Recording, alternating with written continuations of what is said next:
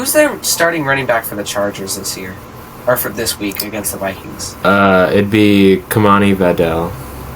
Yeah, that's another thing. Like, if they... Because the Vikings have a pretty good rush defense, don't they?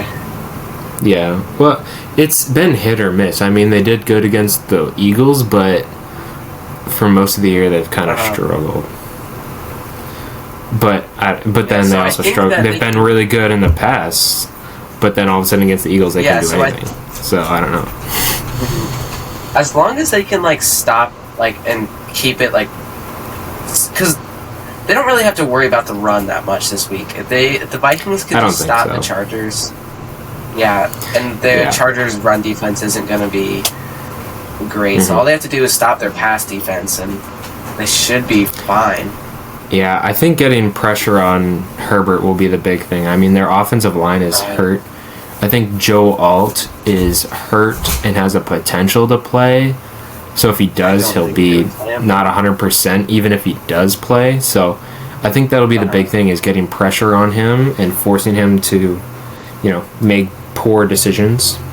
Because I think if you give him time, he's going to he'll pick apart the defense. But I think that's how they'll win. They'll win with... Go ahead. The Vikings have a really good pass rush defense, not necessarily a good running rush defense. So I think getting to Justin Herbert should be fine. And they really don't have to, like I said, worry about worry about the running game that much. Yeah. And Isaiah Rodgers has been looking really good this year, so he could be a good... who's their top receiver? Who's their number one guy? Is it Quentin Johnston or... I think they're all kind of number one, honestly. He kind of just throws it to whoever's open, whether it's Ladd McConkey, Keenan Allen, or Quentin Johnston. He's kind of like, whoever's open, I don't care. I'll throw it to you.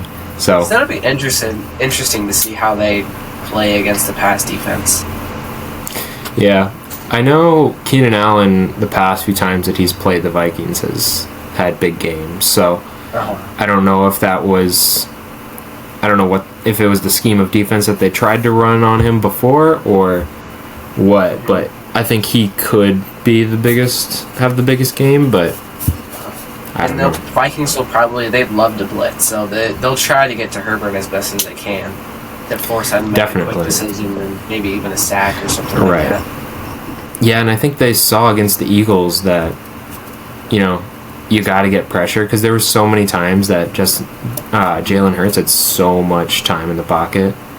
Right. I mean, on that first A.J. Brown touchdown, he was sitting in there, he was uncontested, and he was like, just bouncing around. He's like, oh yeah, go run that way. And then A.J. Brown just beats him, and it's like, it's just too easy. So I think they learned they got to maybe blitz a little more if they can't generate enough pressure with rushing only like 4 or 5, so... Yeah, they definitely do have to get to Herbert. But then at the same time, do you think about stop blitzing if he does start making the easy... Like, if he starts reading you and he starts making the quick passes, do you stop your blitzing and play like a man to zone, or do you keep blitzing? Right. Yeah, I don't know. Because, I mean, you saw basically like what the Steelers did. Their whole game plan was like, it doesn't matter how much pressure you throw at us, you will not have enough time. It was all quick passes, and you can see it just... I mean, they couldn't do anything, because you couldn't generate pressure because the ball was out in like 2 or 3 seconds. Right. So I mean, there's a clear example of that happening, but is Justin Herbert... that was obviously Aaron Rodgers, who's very familiar with reading defenses and is able to process things quickly. Can Herbert do that? That'll be the big thing if they go with that style. But if they, I could see that working, and then you do have to adjust. You have to stop blitzing more, run more of a man or zone, only rushing 4 to try and keep him from just, dinking and dunking 7-yard passes down the field. Because, I mean, if that's what the defense would give you, why would you not just run a 12 to 15 play drive, only completing 7-yard passes? It doesn't matter. Right. It's 7-yard completions every time. That's going to get you into the end zone. For sure, yeah. I mean, so I think that's a definite possibility if the Chargers realize that they're getting too much pressure, switch to a more just quick. And I mean, Keenan Allen is so good with those short area routes anyways that, right. I mean, I could see Keenan getting like 15 catches, maybe only with like 100 yards, but just like super quick out routes, curls, quick slants, stuff like that, and just 5 to 7 yards at a time. Just stuff to get that's something that could totally work. Right. And then eventually doing that, the running game will get easier because defense won't be able to plug those holes as much. So, I mean, that's how the Chargers win. If they can keep Herbert from getting pressured, then I think they'll win this game. So that's the big difference. And then it'll also depend how Carson Wentz plays. I mean, he was so bad against the Eagles. He's awful. So, it might not even matter. Herbert might not even have to do that much if Carson Wentz can't do anything on offense. Yeah, and like you said, the Vikings won't win with a shootout. So at the same time, when it does come back down and you're in the red zone, unlike the Eagles game, you do have to start scoring those touchdowns. Because without those touchdowns, if you're going for field goals in the red zone constantly over and over again, you're obviously not going to beat the Chargers. Yeah, that's not how you win games. No coach will ever tell you that kicking field goals in the red zone is how you win games. Right. So, yeah, regardless of now who they're playing, you can't have 6 red zone trips and only getting 1 touchdown. Right. You can't do that. So, and I'm sure that'll be a big focus. I didn't watch the end of that Vikings game against the Eagles. They did have, I believe, did they have one drive at the very end? It was would have made it a 1-score game, and Carson Wentz missed a receiver in the end zone, and they had to go for it.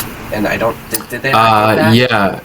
Yeah, there was one super late that, I mean, there was so many, but the game was within reach the whole time. It wasn't a blowout by any means. And you convert a couple of those red zone trips into touchdowns. You had the one with CJ Ham. I think that might be the one you're talking about, where he was wide open. Oh, yeah. Carson Wentz was looking at him, and he just did a shuffle pass that turned into a intentional grounding, which was a ridiculous play. But, I mean, just so many close things. If Carson Wentz can just throw it to Hawkinson instead of forcing him to Superman try and catch it, that's a touchdown. Oh yeah, that's the other one I was thinking of. The Hawkinson, oh, that should have been a better pass. Yeah, he was wide open. It did not it's not like he put it where only he could get it. He was wide open, He just didn't throw it to him. And, credit to Hawkinson, he almost caught it. That would have been a crazy catch, but he shouldn't have had to do that, right? Right, it should have been. If that's a better pass, and this game is even closer, and I don't know. Sure. It seems, I think the only have the Vikings lost a blowout game this year? If I'm forgetting one, no, they blew out the Bengals, but they haven't had a. Yeah, but they haven't been blown out by any team. All of their games have been pretty close. Yeah, so it seems like once J.J. McCarthy comes back, they should be a lot better. Yeah, honestly, J.J. McCarthy, I think the defense is good enough that J.J. McCarthy doesn't need to do a lot. He just needs to kind of run the offense and limit, drastic mistakes. Not even limit all mistakes, just, big mistakes.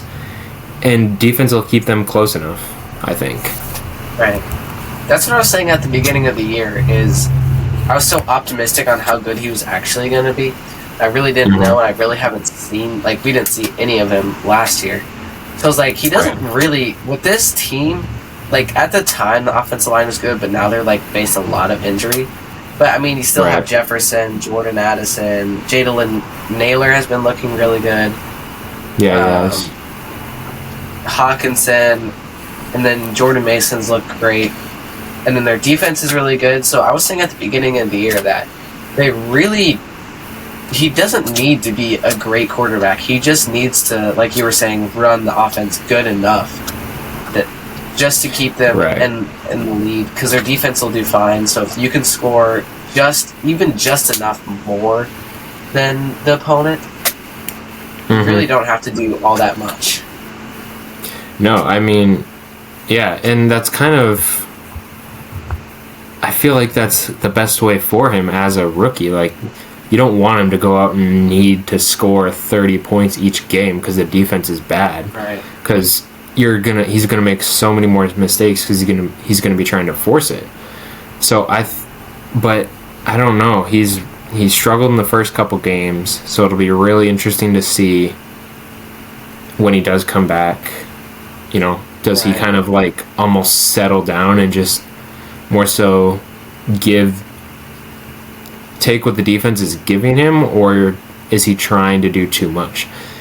And I don't know if O'Connell needs to, you know, call simpler plays, or if he needs to simplify the playbook in general, or if he just needs to kind of give it all to McCarthy and let him figure it out. I don't know, because that was a big thing when he was playing, is so often they were getting the ball snapped with like only a few seconds left, so he doesn't have time to like even pre-snap read the defense, try and think about what's going on. It's like, okay, get the play call, get it to everyone, go, oh shoot, we gotta snap it, hurry, you go, and then you don't have that time to kind of settle in. Right. And there are those, I think the Chicago game when they were playing the first week, they were down pretty significant amount before they won.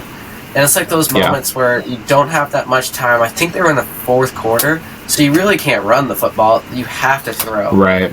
And that's stuff that you also really can't afford to do, is you can't afford to make McCarthy be rushed and not... Right. Yeah. Not be able to establish... Right, yeah, it made them, they ended up winning that game, but they were so predictable because you knew they weren't running the ball. I mean, the Vikings hardly run the ball in general, and they're certainly not going to run the ball when they're down. So that made him super one-dimensional, and he was able to overcome that, But against the Falcons, you saw he wasn't. I mean, they were close in that game, but he wasn't able to, get them over that hump. And that's just what will come with such a young, inexperienced quarterback. He's going to have drives where he looks incredible, and he's going to have drives where you're like, oh man, that looks terrible. Yeah. But he just needs the experience, I think. And he's pretty young, so he does have a good amount of time to... Yeah. It's not like at that moment, because like, it's not like a Bryce Young type, because Bryce Young is like, what, his third year? Yeah, and it's not quite that. He's young. With Bryce Young, it's like, you want him to develop, but you really know that it's like he's getting older, and he's not at that stage anymore where it's like you can't rely on him to develop anymore. McCarthy, he doesn't feel like there's still a bunch of untapped potential in Bryce Young. You kind of feel like, okay, he could get better and develop into a consistent franchise quarterback, but there's no hope that he's going to be a top-tier quarterback, I don't think. Whereas McCarthy, you do still have that. I mean, he hasn't played enough for anybody to know. But I think the big thing for him is he just has to get snaps, has to get plays. Right. And he's even if they're bad, you got to just force your way through it, because that's the only way he's going to learn. He's not going to learn by sitting on the bench watching and trying to in his head think of what he would do, because that's not how it works, right? So and Carson Wentz clearly isn't gonna take this team to the playoffs or deep in the playoffs. So if he was playing incredible, you could have the conversation of, do you keep with Carson Wentz because how good he's playing, and make a run, and then next year you do the same thing again like you did last year and try and develop McCarthy. But I think that debate is off the table now with how bad he's played. Right. Right. It reminds me of like the Josh Dobbs type thing. It's like whenever Kirk Cousins got hurt, Josh Dobbs came in and he played good for like 2 or 3 weeks. I was like, we don't even need Kirk Cousins anymore. And then he played really bad the rest of the time. I was like, maybe we will. Yep. All of a sudden you're like, yeah, Kirk Cousins is clearly the better guy. Yeah. But the hard part is this team, and I think there's a lot of pressure because the team has kind of been saying they're in win now mode, right? Like they have a contending roster around him. So I feel like that's put added pressure because he feels like he's the last piece and he needs to play up to the standard that people are setting. Whereas if they were a team that they're like, you know what, this is just, it's going to be kind of a rebuilding year. We don't, we're going to try and win games, obviously, but we don't expect to, compete deep in the playoffs. You don't have the added pressure, right? Right. Uh-huh. So I'm sure that has an effect, right? He's constantly hearing, all right, if you play good enough, we can make a deep run, and all of a sudden he starts struggling, and he's like, oh no, the whole team's counting on me, and but I'm messing up. So I think that definitely has an aspect where maybe them starting off not great and kind of diminishing any real hopes of making a deep run could take some pressure off of him. But I mean, we'll see. I don't know. Obviously everyone on that team wants to win as many games as possible regardless. So but when you start 3-3 versus if you were now 6-0 or 5-1 type of thing, you still have the hope. Yeah, I was just about to say that. Like at this point, you'd have to win a crazy good amount of games. Like you'd have to have a pretty good streak in order to find yourself in the playoffs if JJ McCarthy comes back soon. If he plays as good as we think he actually can. Right. And that is also not to mention pressure you're putting on him as well, is you're like, no pressure, but you're coming back for injury. Now you have to bring us to a big streak just to get into a wild card. Like, it's a lot of added pressure. For sure. And, I mean, the NFC North is super good. I mean, the Vikings are on the bottom of the division at 3-3, right? Right. And you've only played one divisional game against the Bears. So you still got to play the Packers twice, Lions twice, and the Bears again. So, not to say that it's out of contention, but those are going to be tough games. Yeah. The Lions I didn't expect to look this good. I didn't expect the Bears to look this good. Yeah, Bears are on a 4-game win streak, I think. Yeah, honestly, Packers have been a little disappointing. It kind of... I mean, as soon as they trade for Micah Parsons, people will think they're the top team to win the Super Bowl. But yeah, right. They've looked really good at times, and then there's been times where they look like, oh, you lost to the Browns. Yeah. Let's not forget that. They lost to the Browns. They lost to the Browns. The Browns, that was like the time I was like, maybe the Browns defense is like the best defense in the league, which it is a great defense. But at the same time, it's like the Packers offense isn't great. Like Jordan Love is doing fine this year, but their receiving core isn't very good. And I mean, Tucker Kraft has looked good this year. Josh Jacobs on that team has really helped out, but it's just not a good enough offense to be a Super Bowl contender. Like their defense looks fine. Like I saw this really funny thing. It was like POV. People saying the Dallas won the Micah Parsons trade until last week when Micah Parsons had like crazy sacks. Yeah, I think he had 3 sacks last week. I think it's like his first 3-sack game ever. Yeah. Yeah. I don't know. Super weird. I think Josh Jacobs is clearly like, it's not Jordan Love who's running that team. It's like, this is Josh You saw it when, I mean, he only played like half the snaps against the Cardinals because he was kind of hurt. And you could tell. Like, when he wasn't on the field, it was like, oh yeah, they look way worse. Yeah, that game was a lot closer than it should have been.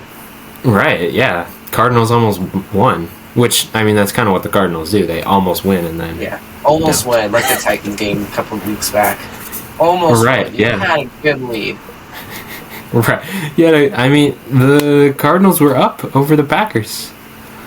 I think I saw a thing on that broadcast where they showed like how much or the time that the Packers have been trailing, and it was like 20 minutes for all the previous weeks, and at that time it was like 24 minutes against the Cardinals. So they were down for most of that game, and yet just at the very end they brought it out. Was it like what won that game? I feel like it was like a field goal game or something like that. I don't remember the score off the top of my head. I remember I think the Packers. It's like my two least favorite teams besides the 49ers and it's like that's fair. 49ers, Seahawks, Cardinals, Packers. Yep.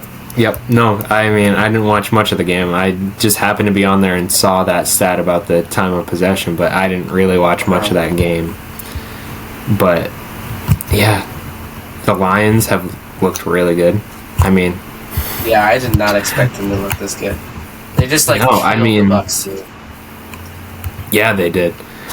I mean, it felt like they were dominating that whole game, and yet the Bucs were still in it, but it didn't really feel like they really had a chance. It just felt like the Lions were ahead the whole game. Right. Yeah, I don't know. It's kind of like after week one with them. Go ahead.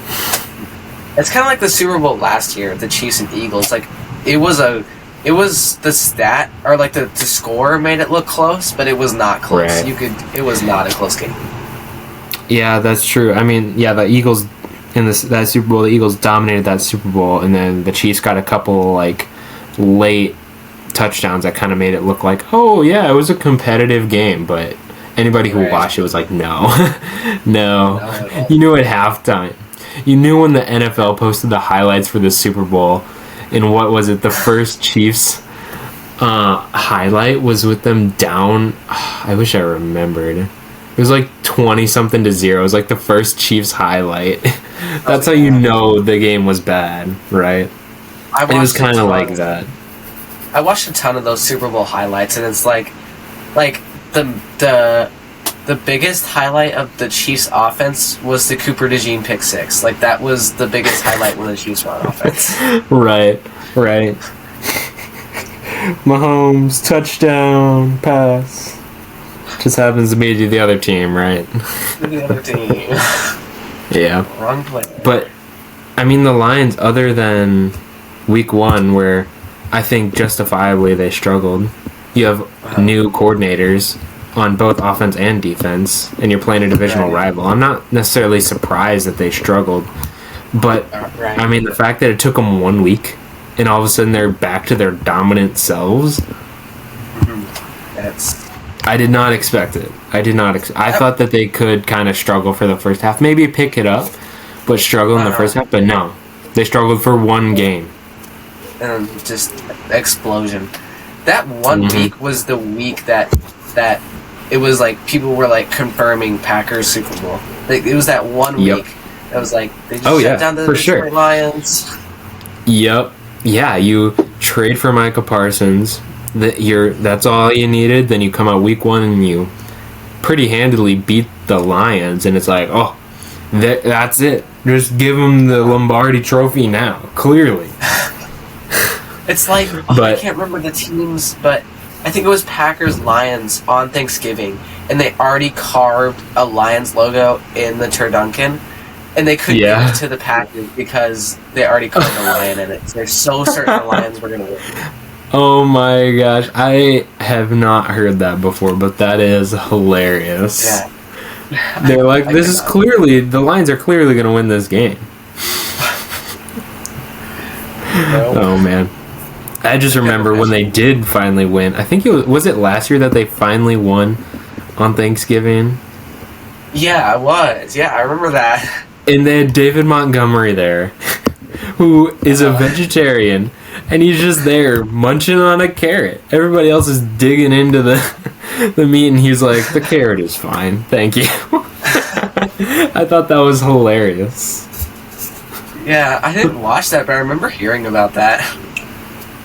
Yeah, for whatever reason, just recently I saw a clip of it, and yeah, everybody's like, grabbing their pieces. You got Jahmyr Gibbs, Jared Goff, Amon-Ra St. Brown, just all there ready to dive in, and then Montgomery just like grabs a carrot that's just on the side, and he's like, "This is good." It's so funny. Oh my gosh. It's like, why invite? I get you're a big player for the team, but like, why not give the chance to like Aiden Hutchinson or something? Somebody who like give it to Aiden Hutchinson. Right. Allow somebody else who actually like eat the thing. I don't know. Well, I guess maybe Aiden Hutchinson was actually hurt. Now that I think about it, because I know he was hurt, and then he was hurt a lot last year. Mm-hmm. He had a chance to come back if they made the Super Bowl, if I remember right.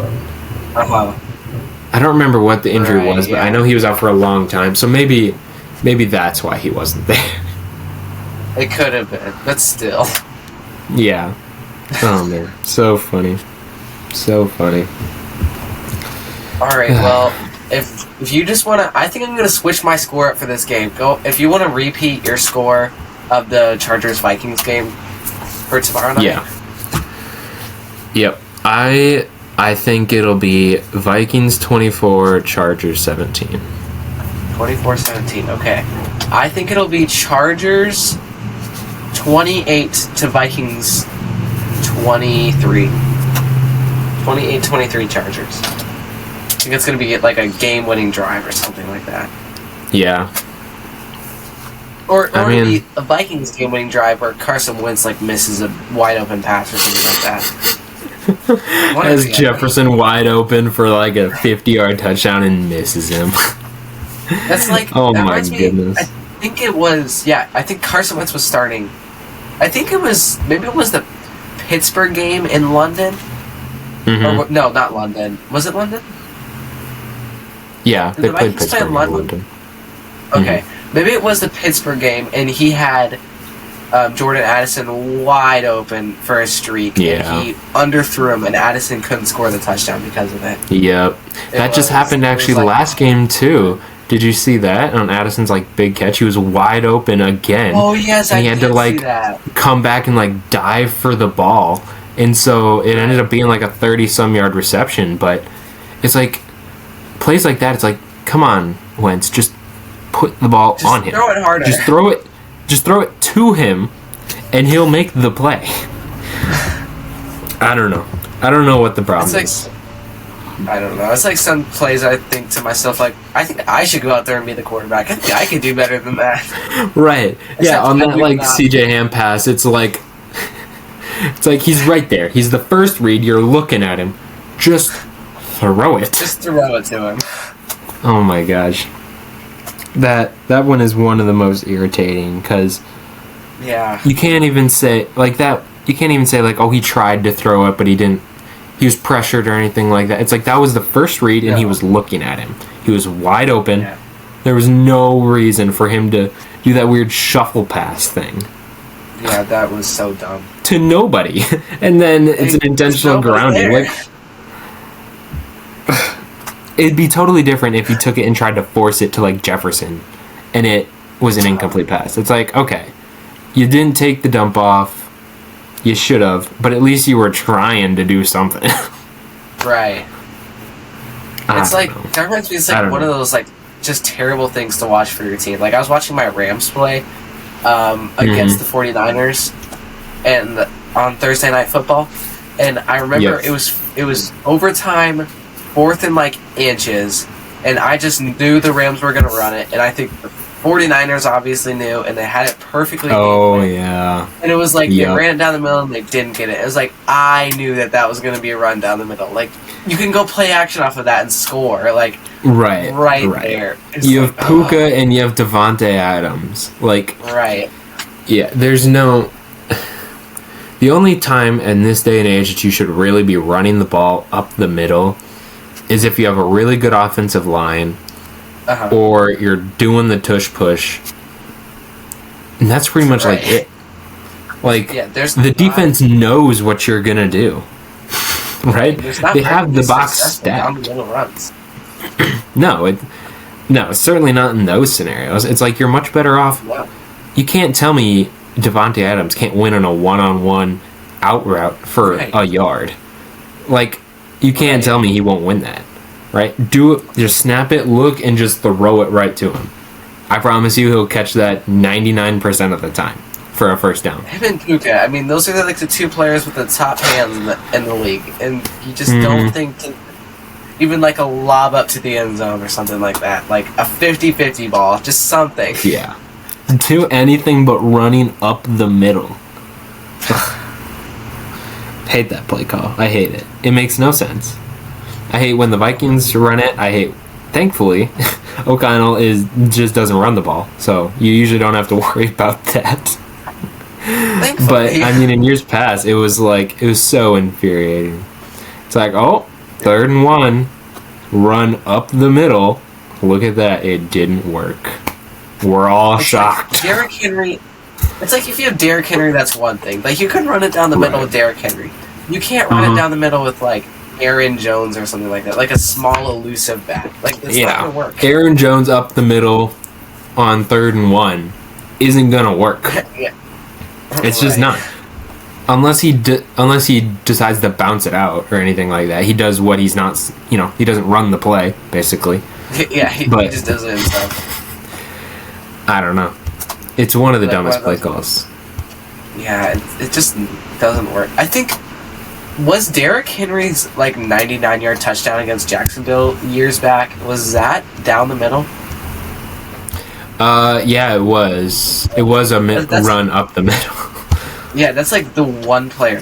He's like the only player that works with big and physical. And that's also a little bit different of a scenario because whenever it's you're on the 1 yard line, you can't go backwards at all. So a run up the middle is very unlikely to go backwards, right? So it's a way safer play. Right. An outside run's like a play to maybe get a bunch of yards, but it's a big risk on going backwards opposed to for sure. And when you're on the 1, you just can't risk going backwards. So those scenarios, I do understand it. I understand why they have to do it. And on that play, he just broke a couple tackles. The line blocked really well, and he was just like, "Okay, I'm out of here." Reminds me of the Josh Allen at the 1 yard line QB sneak against the Vikings, and they knocked the ball out of his hands, and I think they scored.